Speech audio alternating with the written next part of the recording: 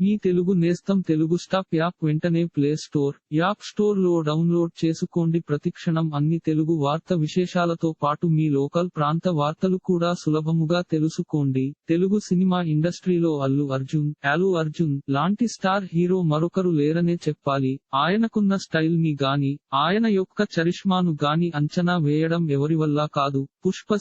పుష్ప ఏదో ఆవరేజ్ గా ఆడుతుంది అని అందరూ అనుకున్నారు. కానీ ఎవరి ఊహలకు అందని విధంగా ఈ సినిమా 300 కోట్లకు పైన కలెక్షన్స్ ను రాబట్టింది. ఇక ఇదిలా ఉంటే ఈ సినిమా అందించిన సక్సెస్ తో ఒక్కసారిగా పాన్ ఇండియాలో చాలా మంచి గుర్తింపును తెచ్చుకున్నాడు. ఇక ఇదిలా ఉంటే ఇప్పుడు మరోసారి పాన్ ఇండియాలో పుష్ప 2 తన సత్తా చాటాలని ప్రయత్నం చేస్తున్నాడు. ఇక ఇదిలా ఉంటే Allu Arjun Gangotri cinema super success అయిన తర్వాత ఆయన దగ్గరికి చాలా సినిమాలు వచ్చాయి. అందులో ముఖ్యంగా క్రియేటివ్ డైరెక్టర్ గా పిలుచుకునే కృష్ణవంశీ డైరెక్షన్ లో శ్రీ ఆంజనేయం అనే సినిమాను నితిన్ హీరోగా పెట్టి తెరకెక్కించాడు. అయితే ఈ సినిమా స్క్రిప్ట్ అనుకున్న మొదట్లో అల్లు అర్జున్ ను హీరోగా తీసుకోవాలి అనుకున్నాడట. ఎందుకు అంటే గంగోత్రి సినిమాలో అల్లు అర్జున్ గంగోత్రి సినిమాలో అమాయకుడిగా కనిపిస్తూ ఉంటాడు. కాబట్టి ఆయన అయితేనే ఈ సినిమాకి హీరోగా బాగుంటుందని కృష్ణవంశీ అనుకున్నాడట.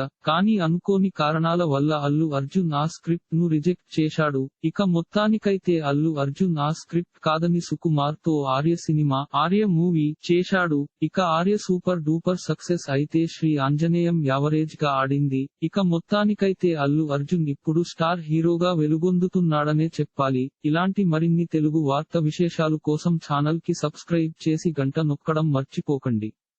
ఈ వీడియోని తోటి మిత్రులకి షేర్ చేయండి. మీ అభిప్రాయాన్ని కామెంట్ లో తెలపండి.